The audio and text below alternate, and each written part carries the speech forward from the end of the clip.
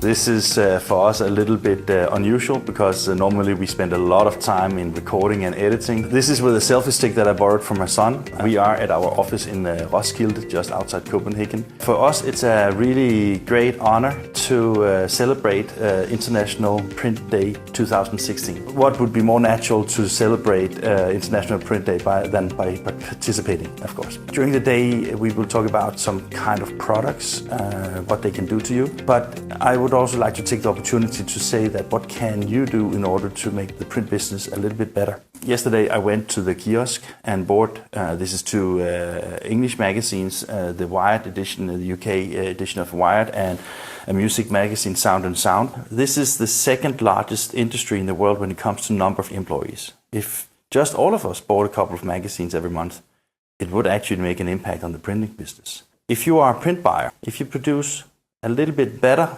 quality products, maybe the little higher price tag can actually also give you a better financial output of what you do.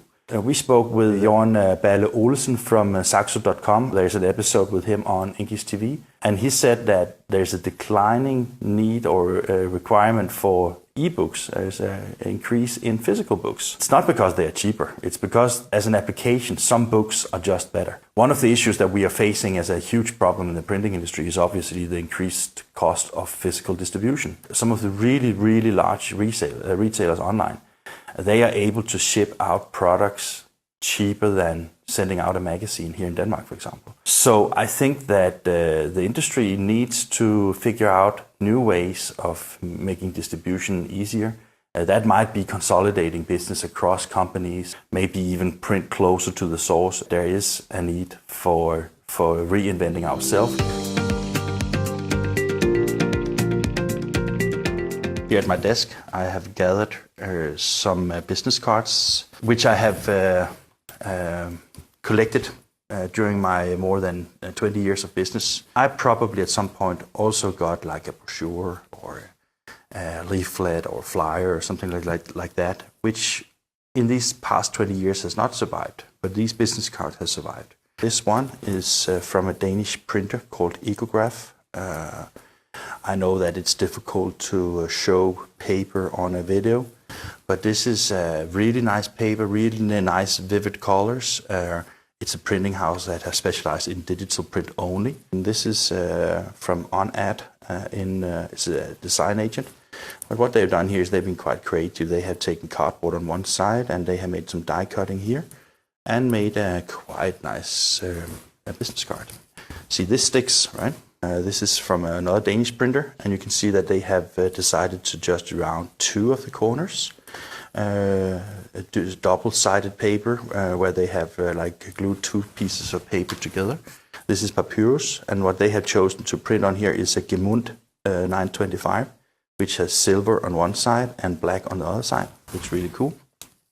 I have a business card here from a company that sells diamonds, and they have, don't know if you can see that, but it has like a spot UV. It has silver hot foil. It has a really nice consistent design, and it goes through that they have also made like a folder.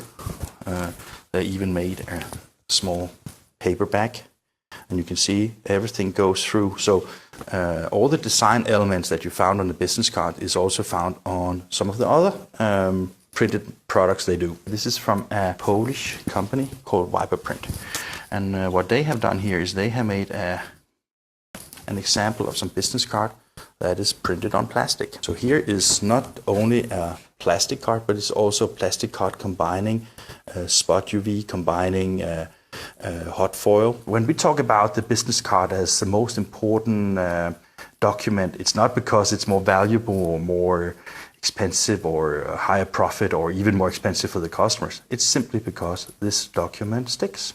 If you want to make an impression and you want that impression to last, whether you pay 10 cents or 50 cents or even $1 for each business card, it might be the best investment you can do, and it might be something that can really make you stand out from the crowd. Customers don't know that you can do special things with print. Why should they then ask for it? I think that a lot of print today is a commodity print where it's like CMYK print on standard coated paper, which is good for some purpose, but sometimes it is really interesting to make something which is a little bit different from everything else. Maybe you can see here is a hardcover book. I picked it up from a Lithuanian printer called Repro. What they have done in order to stand out a little bit from the crowd is that each signature here is a bit different. So if you look at this one, you can see that it opens out like a spread, but then it has like a page turn inside the spread as well. And by doing this on all signatures, I can imagine how difficult this is from a bindery perspective, but nevertheless it has a stunning look. This is actually a book made by a Danish designer, Trine Dvinge, and the purpose for this book was, or this brochure here, was to make about different layers in an organization. So rather than just having a booklet, a traditional booklet, you can see that it is die cut as a babushka, so it has the same shape. This is a book for an architectural competition, and if you look, you can see that the logo and the way the book has been designed has a great consistency. About a year ago, we visited a very, very nice printer, packaging printer in Sweden called GAFS Karton. It was a sponsored episode by Hicon, and the reason why we went there was because they were the first in Scandinavia that have invested in Hicon Euclid laser die cutting. And what they've done is this award-winning packaging product here, which consists of two die cut layers, the green one as you can see and the blue one. And this was actually used to sell apple juice of high quality. I'm quite certain that a product packaging like this probably is more expensive than just a regular box, of course. But I'm also quite certain that when you go to the supermarket or to the grocery store and you see packaging like this, it has a selling point that makes it easier for the customer to believe in this product as a high quality product. So this is definitely a way to pimp your product. This is a New Year's invitation from the most exclusive hotel. But what really makes this stand out is that it has a lot of silver die. This is exclusive. This is something that is made to stand out and to make sure that the customer really benefits. We have made an INKISH TV postcard. The difference here from traditional postcard is that it is actually a player. So as you can see here, we have a built-in screen. There's no content on it right now, so that's why it has this error message. But here you have like control buttons. You have like 8 gigabytes of memory, and this is it's not as expensive as you might believe. So if you have like a few people you want to impress by adding video to your offerings, this is a great way to do it.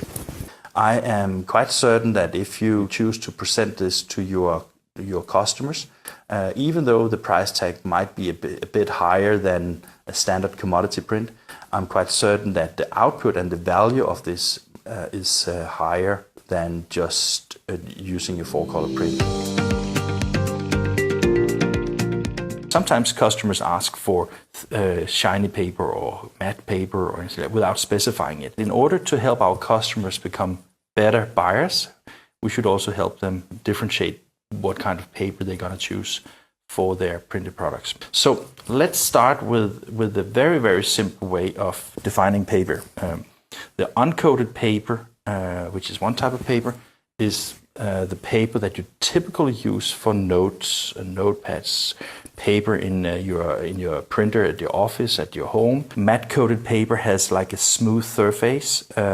It's very often used for magazines, for brochures. Here is a magazine as an example, which was printed a year ago. Then you have the gloss coated paper. It's like very smooth surface and very shiny surface. And also sometimes we get just like inquiries like, I just want it on thin paper or thick paper. When we define the quality, we define it, the very thin qualities of paper has a very low GSM, and very heavy papers have a very high GSM. GSM is a gram per square meter. For example, for business card, you would have 300, 350 gram, even 400 grams of stock. Content is typically ranging it, again, depending a little bit on what kind of product it is, from 80, 90 gram to 130, 150 gram. In Europe, we have suppliers of paper. Most of them, they produce either sample books like this. You can look at the different kind of papers. See, for example, here, this is the Danish edition. Here you have like text and cover. And when you open this sample book here, you can see that you have the colors, you have the grammage here, you have the different types of paper and colors. We have an example of an art print that we did a couple of years ago. This was chosen based on giving customers some samples of the blank paper. And this is, by the way, a 5-color job where you can see that we have CMYK colors, and then we have the colors here are neon colors, PMS neon colors. Another example here is from a large lawyers firm in Denmark called Bech-Bruun. They have chosen to work with a paper called Superset. And if you look at Superset paper here and compare it to the other here, you can see that the 3 different colors here are all white. But when you put them in comparison to each other, you can see that this one is more yellow than this one, and this is extremely white. If you are a brand and you're serious about how your customers perceive you, you should definitely spend some time finding the paper, put it in your design manual, make sure that that the printers that you work with actually have an understanding that it is important to use the paper that you have chosen. Even though you communicate online, you sometimes need to have something that you can send out to people that you don't communicate with online. An example, if you want to advertise on Google and you use AdWords, why is Google then sending out physical letters with a physical introduction letter and with a voucher for 600 Danish kroner? And they do that frequently. They do it to the same companies over and over and over again. Well, in my opinion, there's only one reason. It's because it works. Google is doing this because they are not communicating with every decision maker in the marketing value chain so far. And that's why they use this. I'm certain that if it didn't pay off, they wouldn't do it. All communication channels have its advantages and disadvantages. We made an episode called Biz Talk with a guy called Lasse Krogel, CEO of the Federation of Printers in Finland. They have done scientific research about the value of print. They gave a printed catalog to shoppers in a furniture store. And the average turnover from the customers who got this catalog was more than 500 to 700 euros higher per visit than the ones that only got information from the internet. This is like a scientific research, so this is not just like a one-off. This is something that they have proven. Maybe this could inspire you to think that how can you convince your clients that the printed product have an advantage in relation to obtaining the customer's objective. INKISH is about sharing knowledge. It's about inspiring business leaders. We try to dig up histories with exciting people from around the world. We have produced episodes from trade shows around the world. Currently on the front page is a very, very interesting story with the title "Who Makes Money in the Printing Industry?" And this kind of information is, in our opinion, something that you as a business manager can use to actually make your own business better. Have a great International Print Day and all the best to the printing industry.